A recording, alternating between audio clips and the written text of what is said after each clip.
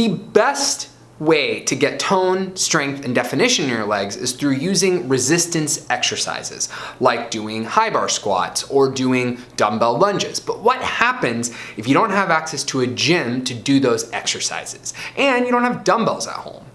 Well, if you've got just one resistance band, then I have got you covered in this resistance band leg workout.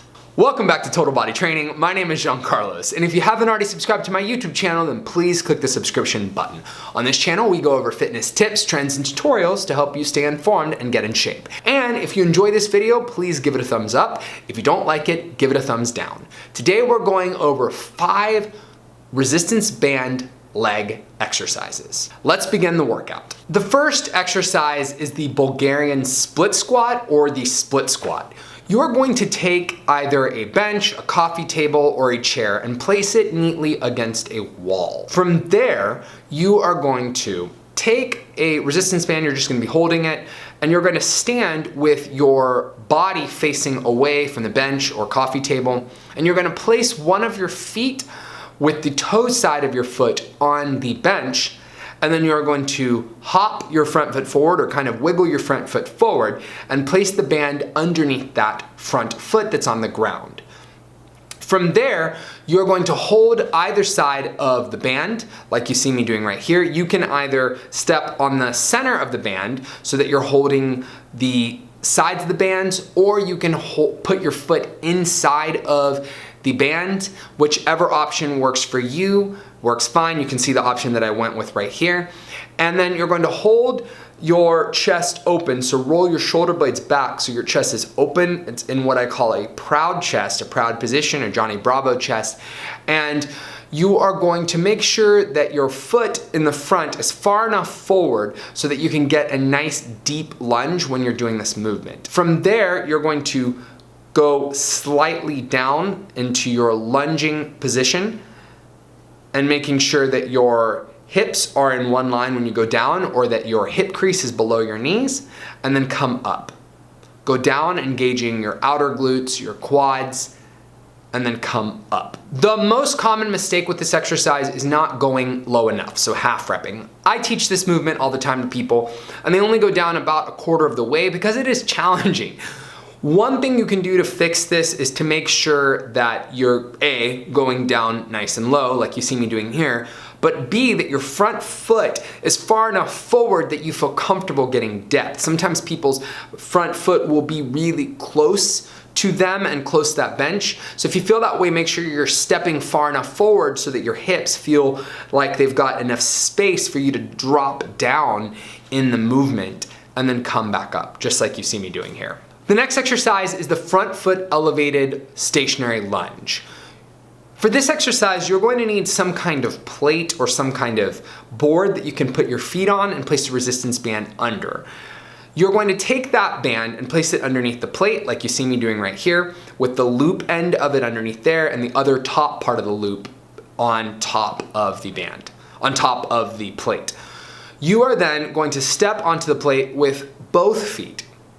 Grab either side of the band and then bring the band up to your chest, kind of like you're holding a goblet, and then take one of your feet and place it back behind you on the ground off of the plate, and then center your other foot so that it's in the center of the plate.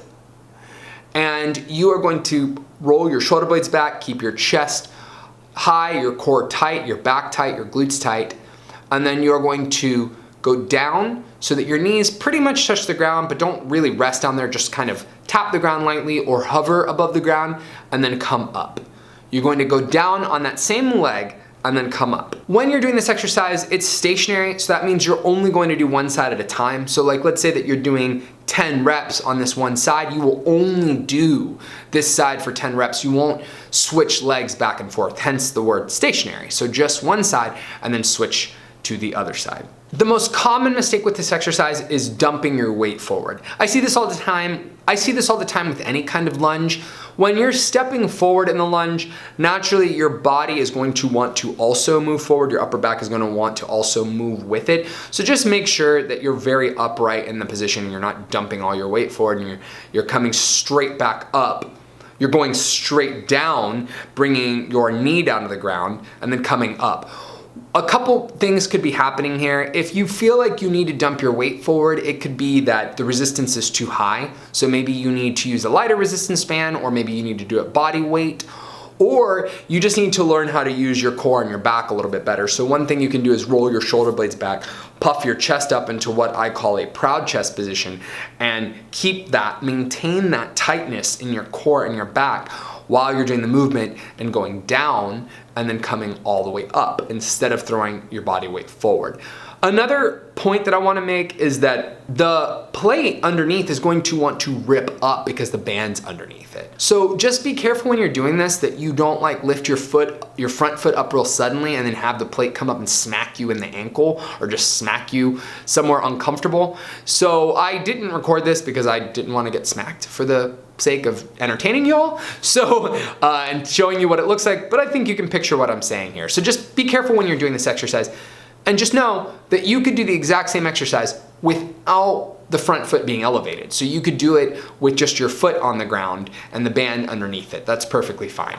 The next exercise is a good morning, and the good morning works out your hamstrings, but you're also gonna feel a little bit in your low back and other parts of your back. You are going to start off by stepping inside of the loop.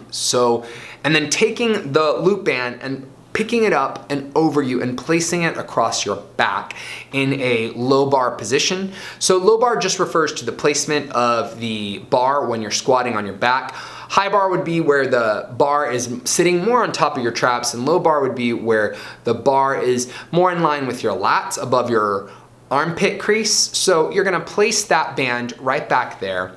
And then what you're going to do is open up your chest like you're in a proud chest position. And you're gonna stand up straight, but keep a slight bend in your knees. You are then going to bend over at the waist and push your hips back. Your knees are bending just a hair, but you're not squatting. So make sure that you're just bending over at the waist and pushing your glutes back so you feel a stretch through the hamstrings, and then coming up and out of the position. Bend over at the waist so you feel that stretch to the hamstrings, and then come back up. The most common mistake with the good morning is bending your legs too much. The good morning is very similar to a conventional deadlift or a Romanian deadlift.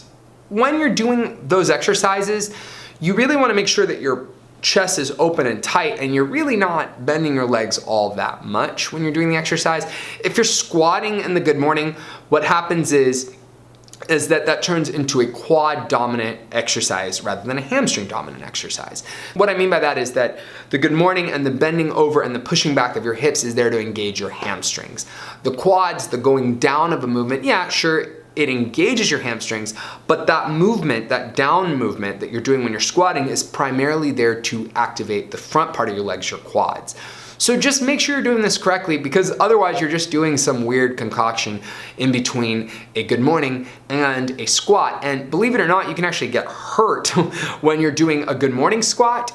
You just want to make sure that you've got a nice tight back, that you've rolled your shoulder blades back, and you're puffing your chest forward. You've got this proud chest, the show-off chest that I call a Johnny Bravo chest, and you're pushing your hips back in the movement and arching your spine the entire time on the way down, and then coming back up so that you feel it in your hamstrings.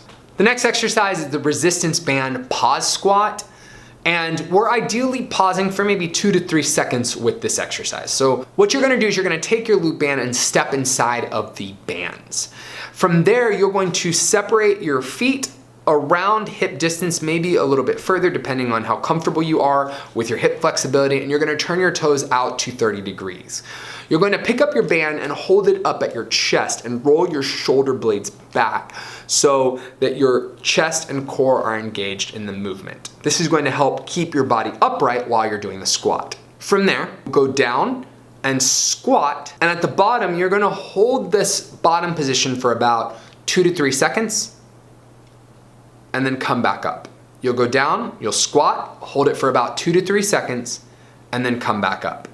The most common mistake with any kind of pause squat is bucking with your hips early. So if you're not used to pause squatting, What happens sometimes is that when people are weighting down at the bottom of the movement, their quads start to get tired and then back wants to take over. So what happens is that their hips will rise early and then they'll come and arrange themselves back up in the position. When you're squatting, you want to try to go down as upright as possible and then come back up upright in the position. That is going to engage your quads more effectively, and it's going to lessen the chances of you hurting your back. If you buck with your hips early, we're going back to that weird thing we were doing before with the good morning, if you remember from earlier, where we're doing a variation of a good morning in a squat.